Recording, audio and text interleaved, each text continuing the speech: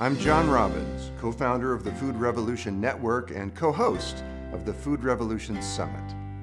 In this video, I'm going to talk to you about why we need a food revolution, and I'm going to tell you what gives me hope even with all that's happening these days.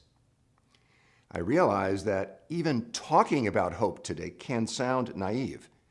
We're living in deeply perilous and profoundly uncertain times. In the United States, the public's trust in its government is at an all-time low, and I think with good reason. When John F. Kennedy was president, what percentage of the American public do you think said then that they trusted the federal government to look out for their welfare? It was 80%. Today, that percentage has dropped to below 15%. Can you even imagine what it was like to live in a time when the vast majority of people trusted the federal government to function on their behalf? Well, we aren't there anymore. But what does this mean for your life? I think one of the things it means is that you can't count on the government to safeguard your health and well-being. I think it means that now, as never before, you must take charge of your own health, of the food you eat, and of the life you live. In the 1960s, when Kennedy was president, what percentage of America's kids do you think had a chronic health condition? It was then 2%. What percent do you think it is today? Over 25% of our children today have chronic health problems. This is just so wrong, and it so needs to be made right. We have higher rates of obesity and diabetes and chronic illness than any other population that has ever lived on this planet, even though we spend far more money on healthcare than any other nation in the history of the world. Do you see why you have to take charge of your health and your food? How many of our political leaders have been willing, have had the courage to stand up to the aggregate power of the junk food conglomerates, corporate agribusiness, the agrochemical polluters, the insurance companies, and the pharmaceutical industry? The result is painful. We're swimming in a toxic soup of 90,000 basically unregulated industrial and agricultural chemicals. We're worn down by a diet of corporate junk food and by the incessant barrage of advertising. And it's not just our physical health that's suffering, so is our mental health. People in the US today are only 4% of the world's population, but we take more than half of the world's antidepressant drugs. Far too many of us are in anguish and despair.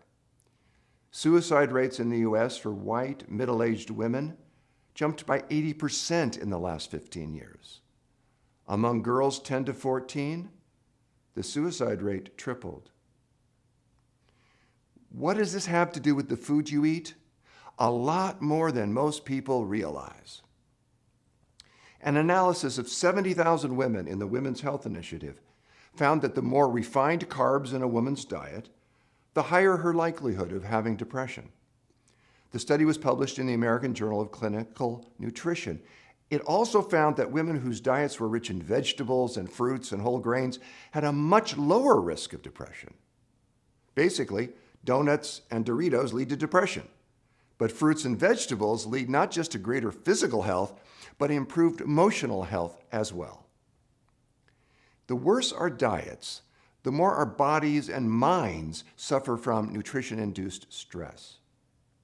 The average American today consumes nearly 2 tons of sugar throughout their lifetime. That's equal to the amount of sugar in nearly 2 million Skittles. Well, now we know that eating too much sugar dramatically raises your risk of heart disease and cancer and diabetes and obesity and dementia. What do you think it does to your mental equilibrium? The worse our diets get, the fatter and the sicker and the more unhappy we get. More than 2/3 of us are now overweight or obese. What is the U.S. government doing about it? Well, here's an example. In the United States, we've got a Department of Agriculture that is encouraging us all to eat more fruits and vegetables. That's good. But the very same Department of Agriculture, at the very same time, is spending tens of billions of dollars every year subsidizing the production of genetically engineered corn and soy, which ultimately brings down the price of factory-farmed animal products and highly processed foods. Now, what sense does it make for us as taxpayers to be heavily subsidizing crops that every health authority is telling us we should be eating less of? What sense does it make for us to be doing almost nothing to subsidize the fruits and vegetables we're supposed to be eating more of?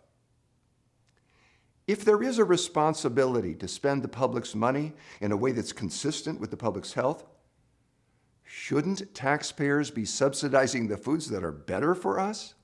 We need a food revolution today because almost 2/3 of the calories in the American diet come from ultra-processed foods.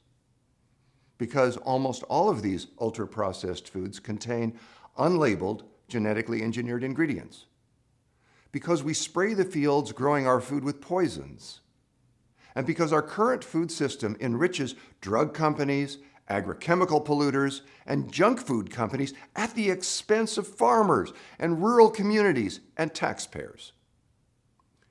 Today in the US, we're spending 18% of our entire gross domestic product on what we call healthcare.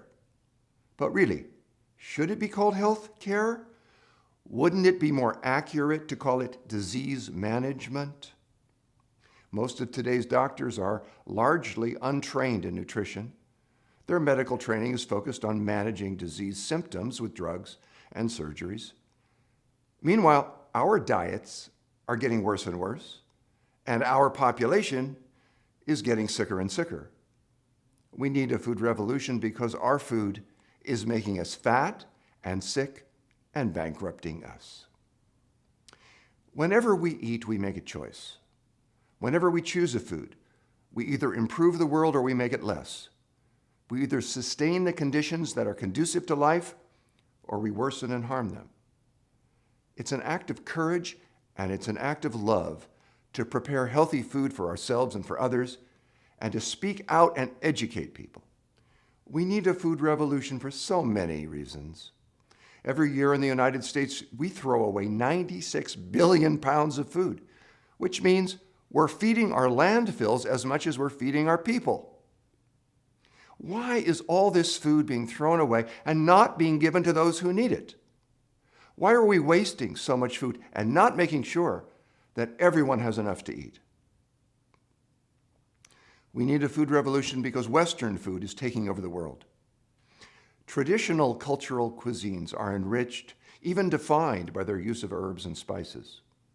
Have you ever enjoyed Indian food with its curries and turmeric and coriander, or Mexican food with its chilies and cumin and garlic and oregano? Have you ever appreciated Italian food with its parsley, sage, basil, and thyme, or French food with its marjoram, tarragon, and savory?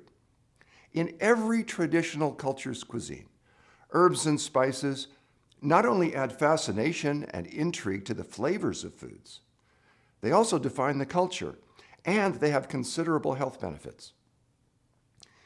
But with industrial and processed food, with what has become known worldwide as American food, instead of herbs and spices to add culinary interest, our mega food companies have added huge amounts of sugar and fat and salt, as well as chemical flavorings and colorings and preservatives. These overpower our senses, and they mask the lack of flavor and the lack of nutrition in industrialized food.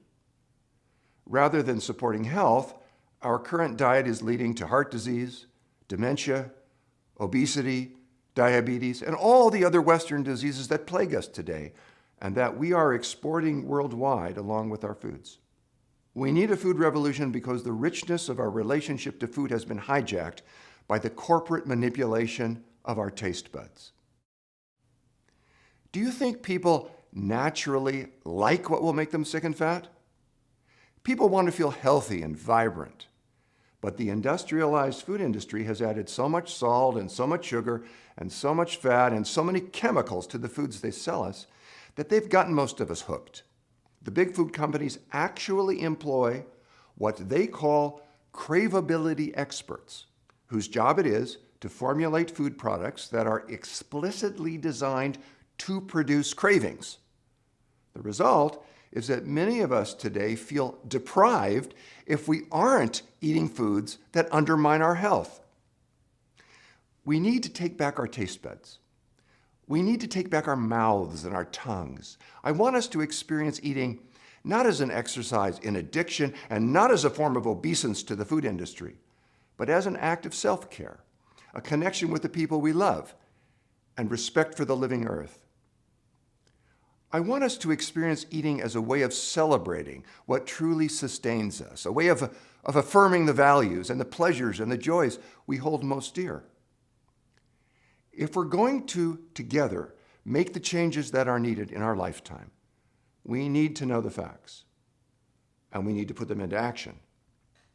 And that's why I'm so grateful and excited that you've chosen to join in the Food Revolution Summit, because we can make a change, and because what you eat really does matter. In fact, what you eat probably matters a lot more than you realize to your physical health and also to your emotional and mental health, which is another reason I'm really glad you're joining us for the Food Revolution Summit. We have some absolutely spectacular world-class speakers.